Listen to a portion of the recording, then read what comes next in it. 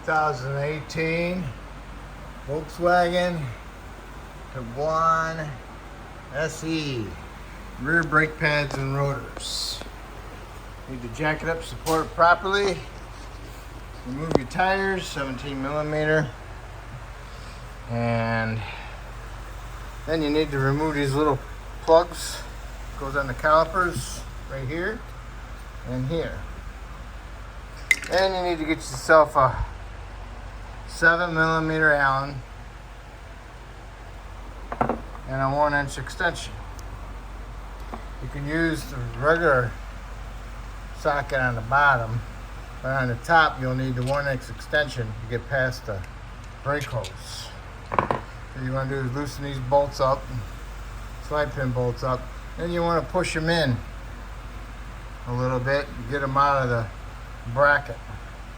Then you want to remove the spring clip assembly. Get underneath it and just pry that out like that. It pops right out.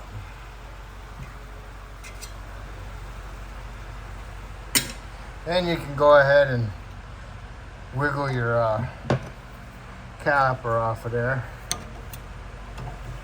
Mine is a little bit frozen and I might have to release the parking brake. Darn it. Yeah. I think that baby's on there. Okay. Need to go inside the car. Turn the ignition on. You don't need to start it. Press the brake pedal. And then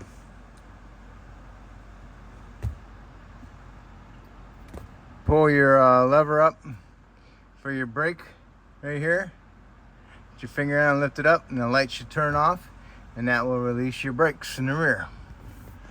All right, now you can turn your key off. Can't reach it. All right, there we go. And now you can go ahead and pry your caliper off. There it is. I'm sure there's a way you can do it inside the car to totally retract the piston on the caliper, but I don't know that way. So I'll just do it out here with the electrical connector. So what you want to do is unplug it also. So what you do is you got to stick a little flat blade screwdriver in there, push it down like that, and you push this piece down, and you'll hear it go click. But you're going to also push it on at the same time as you're pushing that down, and that way you're not putting resistance against the clip inside there. And this line comes up here under there, and just clips on there. If you want to take this off, stick a little screwdriver in there and pry them up, and all they got are two little tips sticking into the upper control arm. All right, I have it off. What you're doing is that piece right there that's inside there, that's the piece that's got to come up. And what you're doing is you're pushing that down, and that raises that up. See? Push that down and raises that up, and then you got to pry this connector off of there. It gives you resistance and it's not totally unclipped. Alright, so here it is. I'll put it up here on top. And I get ready to, I'll show you how to push that back in. Next you want to do is spray it down with some penetrant and let it soak in. Then you want to get a T30 Torx, and you want to remove your retainer. Sometimes they're in there pretty good and it breaks your Torx. That case happens is you have to get a chisel and hit it sideways and move that screw a little bit. And if that don't work, then you have to put an X in it with a die grinder, take your chisel and remove the quarter pieces, and then you can go ahead and hit the rotor off after you get this bracket off. Alright, in order to get this bracket off, you got to go in from behind inside the knuckle and get access to the bolts. Alright, making the video, this part kind of got messed up. So the caliper bracket bolts are right here. These are like inverted 12 points, and it's an M14 in German, okay? And that's those two there. Make sure you break them loose first with a breaker bar before you put a little 3/8 gun on them or anything. All right. So there you go. All right, there's my caliper bracket bolts. Here's my caliper bracket. You know where the pads sit, you need to clean that up. Get it nice and shiny and then put some paint on it. Right here. And right there. Pad sits there. So basically, how that pad sits in there, okay? So get them cleaned up, and then get some paint on them, and then let them dry. Next, you gotta remove your rotor. If it doesn't just come out, go get a lug nut, screw it in there, and then smack your rotor around it with your mini sledge, and vibration will break it loose. All right. Just like that. See? Hold it on there, falling on your foot. Okay, you got the rotors off. See how that looks? It's pretty crappy. You need to get that nice and cleaned up. Make sure there's no high spots, no chunks in there. You need to get it cleaned up, all right? Because you need to have a nice true surface, which means nice and smooth, so the rotor doesn't have any high spots on that hub assembly and giving you a pulsation. Okay, I got mine all cleaned up. You see, this is higher than here, and this is higher than there. This is a stepped hub, so do not try grinding this down to match that. Same thing with that, okay?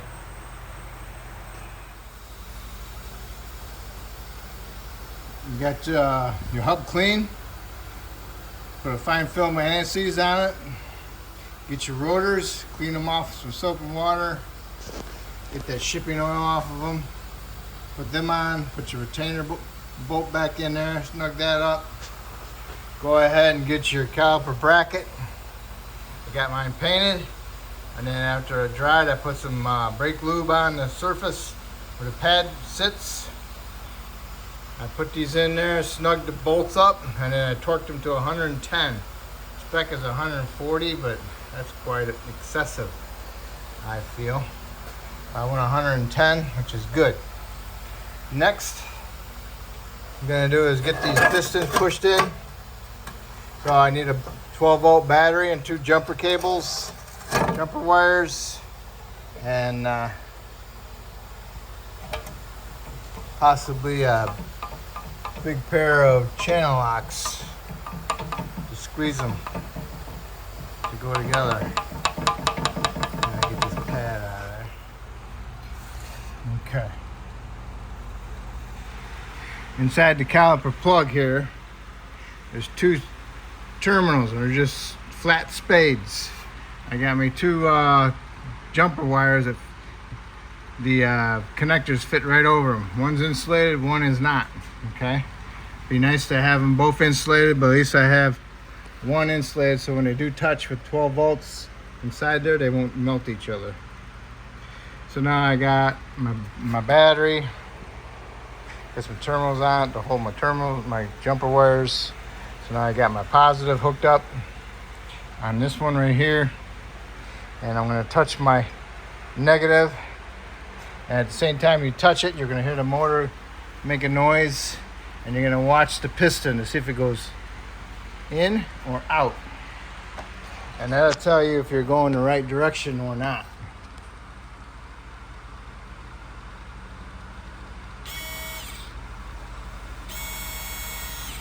Looks like it's going out. So what we'll do is we'll switch our terminals and do the same thing and double check. Okay, we're going the right way. Sometimes when the piston's so far out, they won't retract, so you got to help them out with your pliers. And I got my big channel locks on there, and I'm squeezing it together as I connect my power to the other terminal. And then the piston's going in, and I'm squeezing it together at the same time. All right, as I was squeezing it together, the piston bottomed out, and it made a different sound, and I felt the whole caliper kind of move a little bit. So that tells me that my piston is bottomed out, and I am done.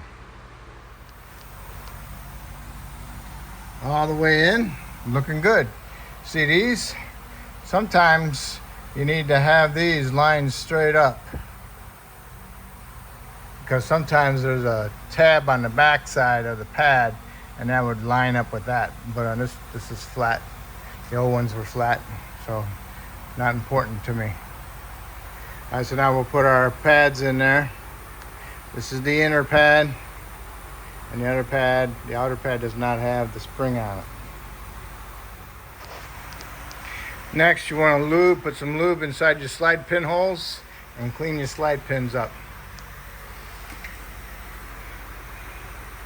Get all that dirt and crud off of there. Okay, so now we can go ahead and put our caliper on there, put our clean slide pins in there, slide them in there, and then you want to torque those slide pins to 28 foot-pounds. Get your slide pin started with your ratchet hand, on there ratchet, got them tightened up. Don't forget to put your little caps back on there. Plug in your electrical connector in the back, line it up, get a light. Make sure you hear it snap. Got your spring sticking in there. I usually start the bottom first, bring it over, push this one in there, and then I'll pick this up with a screwdriver and bring it over to the side right here. Sometimes the new ones fit, sometimes they don't, so you got to reuse the old one. Once I get it in there, always make sure those are tapped down. Those are on there, sitting on their little rests. Okay. All right. Caps tight, cap tight, plugged in, spring on. Make sure your pads aren't backwards or whatever. And that's it. Now we can go ahead and do the other side. Exactly the same way, except it's on the other side. All right. So after you get that all done, you can go ahead and put your tires on. Put your lug nuts in there, tighten them up. You want to torque them to 90 foot-pounds. Go ahead and lower the vehicle down to the ground. Start it up. Push the pedal to the floor a couple times. Make sure you got a decent firm pedal. Try your parking brake. Make sure that works also. And you want to do all this before you put in drive or reverse, because you won't have brakes until that is pumped up. Okay, so just double check your fluid reservoir, make sure it's topped off, and that's it. Hopefully I helped you out with this video, and hopefully you can help me out by subscribing to me, and I appreciate it and thank you.